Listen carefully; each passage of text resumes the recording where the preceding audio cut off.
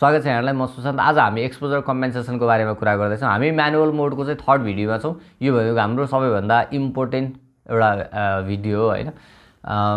Exposure कम्पेन्सेसनको कुरा गर्नुभन्दा अगाडि हामीले चाहिँ क्यामेराले कसरी एक्सपोजरमा कसरी काम गर्छ, कसरी चाहिँ काम गर्छ भन्ने कुरा चाहिँ हामीले बुझ्नुपर्ने हुन्छ हैन। अब बिगिनर्स हुनुहुन्छ भने म बेसिक भनिदिइहाल्छु। एक्सपोजर भनेर चाहिँ क्यामेराले कति लाइट पाइरहेको छ त्यसलाई हामीले भनिदियो। ओभर एक्सपोज भनेको धेरै उज्यालो भएको, हामीलाई जति चाहिने हो त्यति राम्रो टक्क छ भने हामीले त्यसलाई प्रपर एक्सपोज भन्छौँ हैन। करेक्ट एक्सपोजर पनि भन्छौँ हामीले। अनि अलिकति अँध्यारो भयो भने अन्डर एक्सपोज, बढी भयो भने ओभर एक्सपोज हैन बिगिनर्सहरूको लागि। अब के हुन्छ भन्दाखेरि क्यामेराले एक्सपोजर कसरी गर्छ त, क्यामेराले कसरी थाहा पाउँछ त यति उज्यालो भयो भने ठिक्क हुन्छ भनेर है। क्यामेराले भनेको ओभरअल यो फ्रेममा हेरिसकेपछि है, क्यामेराले फ्रेमलाई हेर्छ, ओभरअल फ्रेममा हेरिसकेपछि यसलाई एभरेज गरिदिन्छ। यसलाई ओभरअल फ्रेमलाई लिन्छ अनि यसलाई 18% ग्रे बनाइदिन्छ। 18% ग्रेको जति उज्यालो हुन्छ त्यति उसले एक्सपोजर मिलाइदिन्छ भनेको हाम्रो हिस्टोग्रामको मिडल ग्रे। हिस्टोग्रामको बारेमा अलिकति हामी एडभान्समा कुरा गर्छौँ पछि है। अब एक्सपोजर कम्पेन्सेसनको कुरा गरौँ थोरै हैन। अब यसलाई हामीले अब धेरै टेक्निकल भयो भन्नुहुन्छ हैन। अब कसरी बुझ्नु भन्दाखेरि हाम्रो क्यामेराको ब्याक स्क्रिनमा अथवा तपाईहरुको टप एलईडी छ भने त्यो टप एलईडीमा पनि देखिन्छ, अथवा हाम्रो भ्यू फाइन्डर भित्र पनि देखिन्छ। के देखिन्छ भन्दा एउटा सानो मिटर जस्तो हुन्छ नि, टिक टिक टिक परेको 3 लाइन हुन्छ अनि सेन्टरमा 0 हुन्छ अनि 1 2 3 अनि यतापट्टि -1 -2 -3 हुन्छ है। त्यसलाई एक्सपोजर मिटर भन्छौँ हामीले है। त्यो हाम्रो बाइ डिफल्ट 0 मा राख्नुपर्ने हुन्छ। सो यो फोटो हेर्नु भने हाम्रो नजरमा हेर्दा कम्प्लिटली अन्डर एक्सपोज भएको छ नि। एपर्चर प्रायोरिटीमा खिचेको फोटो f4 मा छ, आइएसओ 100 मा छ, एपर्चर प्रायोरिटीमा छ। हाम्रो एक्सपोजर कम्पेन्सेसन हामीले केही पनि चलाएको छैन है।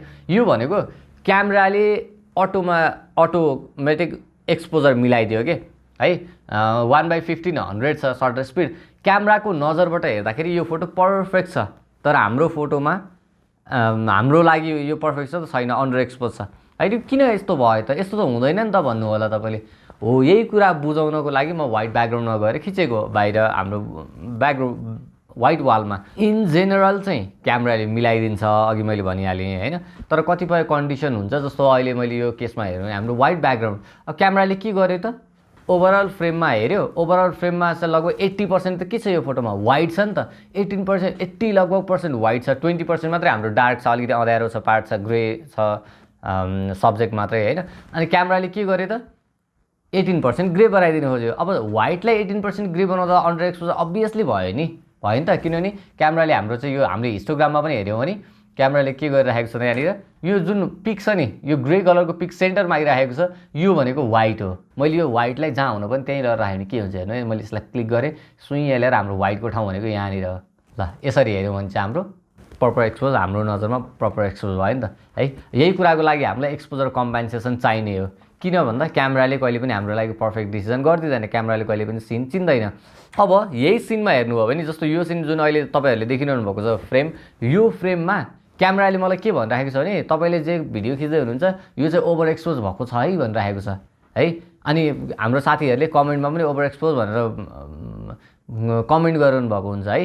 हो, उहाँहरूले पनि एउटा कुरा के बुझ्नु पर्यो त भन्दाखेरि जस्तो यो केसमा भनेको इम्पोर्टेन्ट भनेको म हो, सब्जेक्ट हो। अनि हामीले व्हाइट ब्याकग्राउन्डमा खिच्दैछौँ अथवा हामीले चाहिँ ब्याकलाइट फोटोहरू खिच्दैछौँ भने हाम्रो हाई की फोटो भन्छ नि हैन, त्यस्तो फोटोहरू खिच्दैछौँ भने जहिले पनि हाम्रो ब्याकग्राउन्ड ओभर एक्सपोज हुन्छ, हुन पर्छ नै। जस्तो यो एउटा फोटो हेर्नुहोस्, यो फोटो प्रपर एक्सपोज छ भने मैले यसलाई यहाँबाट अहिले हिस्टोग्राम हेर्नु भने हाम्रो ओभर एक्सपोज देखाइरहेको छ, तर मैले यहाँबाट क्रप टुल लिएर मैले यसलाई फेसमा मात्र यसरी सेलेक्ट गरेँ भने ल हेर्नु हाम्रो हिस्टोग्राम पर्फेक्ट छ, फेस भनेको पर्फेक्ट छ, प्रपर एक्सपोज भएको छ है। यसरी हामीले बुझ्न पर्यो हैन।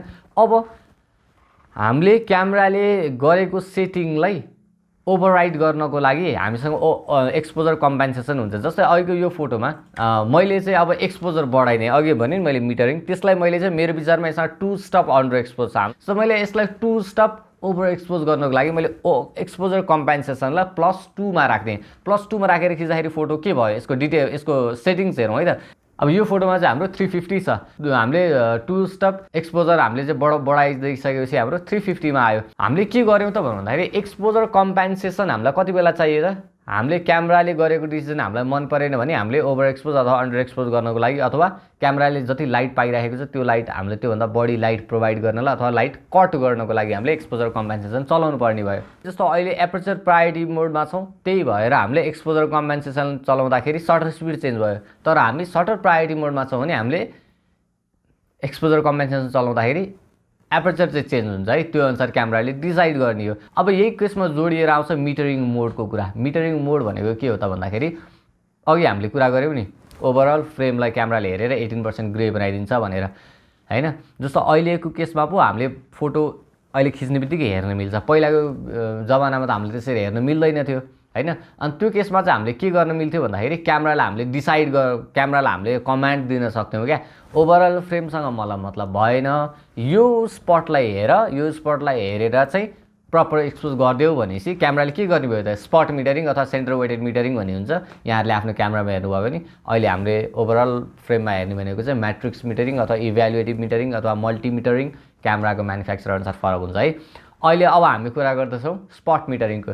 स्पट मिटरिङ मोडलाई स्पट मिटरिङमा राखिदियो भने चाहिँ क्यामेराले के गर्छ भने मेरो फेसमा हेरिसकेपछि क्यामेराले के गर्छ, फेसलाई मात्रै हेरेर उसले 18% ग्रे बनाइदिइसकेपछि लगभग हाम्रो एक्सपोजर चाहिँ धेरै नै एक्युरेट हुन्छ। हामीलाई जस्तो रिजल्ट चाहियो त्यो एकदमै एक्युरेट हुन्छ है। इन जेनरल भन्नुपर्दाखेरि स्पट मिटरिङ यहाँहरूले युज गर्नुभयो भने यहाँहरूको लगभग 80% टाइम चाहिँ हाम्रो प्रपर एक्सपोज हुन्छ। तर जस्तो हामीले वाइल्ड लाइफ खिच्दैछौँ, चराहरू उडेको छ हैन, उडेको बर्डहरू खिच्दैछौँ भने त्यो हाम्रो लागि पर्फेक्ट नहुन सक्छ। किन भन्दाखेरि हाम्रो स्पट हुन्छ नि, स्पट भनेको एक ठाउँमा फिक्स हुन्छ। त्यो भनेको हाम्रो केही गरी हाम्रो सब्जेक्ट अलिकति दायाँ बायाँ गएछ भने त्यो स्पट जहाँ पर्छ त्यसलाई उसले चाहिँ एउटा पोइन्ट बनाइदिन्छ कि एक्सपोजर गर्नको लागि है। अब त्यति माथि नजाउँ, अहिले यहाँहरू कन्फ्युज हुनुहुन्छ है। अब यहाँहरूलाई म एउटा कुरा के देखाउँछु भन्दाखेरि जस्तो अघिकै केसमा अघि हामीले एक्सपोजर कम्पेन्सेसनलाई 0 मा राखेको थियौँ, तर मिटरिङ मोड प्याटर्नमा थियो। प्याटर्न भनेको हाम्रो म्याट्रिक्स अथवा इभ्यालुएटिभ थियो, ओभरअल फ्रेम हेर्थ्यो, त्यही भएर यस्तो रिजल्ट आएको थियो हैन। अब मैले के गरेँ त भन्दाखेरि एक्सपोजर कम्पेन्सेसनलाई चलाइन, जस्तो त्यस्तै राखेँ। यही फोटोमा मैले सिर्फ मिटरिङ मोडलाई चेन्ज गरेर स्पट मिटरिङ राख्दिएँ है। भनेपछि कस्तो भयो भन्दाखेरि यो फोटो हो है, यसको म यहाँहरूलाई प्रपर्टिजमा गएर देखाइदिन्छु। प्रपर्टिजमा यहाँहरूले यो फोटो हेर्नुभयो भने जस्तो मैले राइट क्लिक गरेँ हैन, यसमा हेर्नु भने स्पट मिटरिङमा चाहिँ अहिले हेर्नुभयो भने तर हाम्रो एक्सपोजर 0 छ, एक्सपोजर कम्पेन्सेसन 0 छ। अब हाम्रो चाहिँ यसमा चाहिँ के छ त, हाम्रो 0 मै छ, एक्सपोजर कम्पेन्सेसन 0 मै छ हैन। अनि त्यसपछि F4 मा छ हैन, एपर्चर प्रायोरिटी मोडमा छौँ हामी हैन। अनि दुईटैमा एक्सपोजर कम्पेन्सेसन 0 मै छ, तर एउटा पर्फेक्ट आयो, एउटा अन्डर एक्सपोज आयो। किन भन्दाखेरि एउटामा क्यामेराले ओभरअल फ्रेममा हेऱ्यो, एउटामा हाम्रो स्पटमा मात्रै हेऱ्यो, त्यही भएर स्पट मिटरिङ चाहिँ बेटर चाहिँ हुन्छ। तर म यहाँहरूलाई चाहिँ के रेकमेन्ड गर्छु भन्दाखेरि मिटरिङ मोड हामीलाई मतलब छैन। मिटरिङ मोडलाई हामीले बिर्सिदिए हुन्छ है। मिटरिङ मोडलाई हामीले किन बिर्सिदिए हुन्छ भन्दाखेरि आजको जमानामा हामीले फोटो उत्तिखेरै हेर्न मिल्छ, पहिला पो हेर्न मिल्दैन थियो। त्यो भएर चाहिँ हामीले चाहिँ स्पट मिटरिङ चाहिँ अलिकति एक्युरेट हुन्छ भनेर हामीले सिन अनुसार कुन मिटरिङ मोड चुज गर्ने भनेर हामीले त्यसरी डिसाइड गर्न सक्थ्यौँ।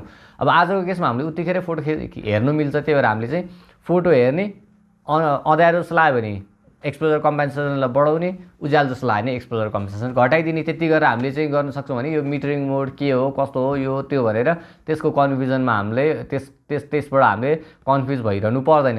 अर्को कुरा भनेको एक्सपोजर कम्पेन्सेसनको आधारमा फोटोलाई अँध्यारो अथवा उज्यालो बनाउने भनेको सेमी अटो भनेको सटर प्रायोरिटी, एपर्चर प्रायोरिटी, अनि चाहिँ प्रोग्राम्ड अटो अथवा अटो मोडमा मात्रै हो है। हामीले फुल म्यानुअल मोडमा खिच्यौँ भने हाम्रो मिटरिङ मोडले कहिले पनि फोटोलाई उज्यालो अथवा अँध्यारो बनाइदिँदैन, उसले देखाइदिन्छ मात्रै भन्नुको मतलब अहिले म म्यानुअल मोडमा खिचिरहेको छु। म्यानुअल मोडमा खिच्दाखेरि मैले आफ्नो आधारले सेटिङ मिलाइरहेको छु, मेरो लागि यो पर्फेक्ट छ। तर क्यामेराले देखाइदिरहेको छ, के देखाइदिरहेको छ, जति लाइट चाहियो त्योभन्दा 2 गुणा बढी लाइट छ है भनेर क्यामेराले देखाइदिरहेको छ। क्यामेराको मिटरिङ मोडमा +2 भनेर देखाइरहेको छ है। तर त्यो +2 भनेको के होइन त, क्यामेराले उज्यालो बनाइदिएको होइन, क्यामेराले के भनिरहेको हो त, ओभर एक्सपोज भइरहेको छ भनेर देखाइदिएको मात्रै हो। म्यानुअल मोडमा क्यामेराले एक्सपोजर कम्पेन्सेसनले हामीलाई केही पनि असर पार्दैन, सिर्फ देखाइदिन्छ है। मिटर जस्तो देखाइदिने मात्रै काम गर्छ है। यही नै हो यसमा चाहिँ हामीले चाहिँ है, मैले यहाँहरूलाई सजेस्ट पनि गरेँ, मैले आफ्नो स्टुडेन्ट्सहरूलाई पनि यो मिटरिङ मोडको झमेलामा चाहिँ पर्न उयो गर्दिनँ है। मान्छे धेरै कन्फ्युज भइरहनु भएको हुन्छ। मेन भनेको यहाँले सटर स्पिड र सटर प्रायोरिटी एपर्चर र एपर्चर प्रायोरिटी दुईटा अघिल्लो भिडियो छ, त्यो दुईटा भिडियो हेर्नु होला। अनि त्यसको आधारमा हामीले हामीले सटर प्रायोरिटी र एपर्चर प्रायोरिटीमा काम गर्दाखेरि चाहिँ हामीले चाहिँ एक्सपोजर कम्पेन्सेसनलाई चाहिँ हामीले याद गर्न सक्छौँ होइन। एकदम इम्पोर्टेन्ट पनि हुन्छ। आजको भिडियोमा यति नै गरौँ है। यहाँहरूलाई अब आज अलिकति मैले कम टेक्निकल वेले बुझाउने कोसिस गरेँ। यहाँहरूलाई कस्तो लाग्यो लाइक कमेन्ट सेयर गर्नु होला। अनि फोटोग्राफीमा इन्ट्रेस्टेड हुनुहुन्छ भने चाहिँ यहाँले सब्सक्राइब गर्न सक्नुहुन्छ। अनि फोटो एडिटिङको कम्प्लिट भिडियो हाम्रो अपलोड भइसकेको छ है। लाइट रुम एकदमै इम्पोर्टेन्ट फोटोग्राफीमा यहाँहरू प्लेलिस्टमा गएर हेर्न सक्नुहुन्छ, अथवा भिडियो भन्ने ट्याबमा गएर यहाँले अरू भिडियो पनि हेर्न सक्नुहुन्छ। आजको लागि यति नै गरौँ। Stay connected.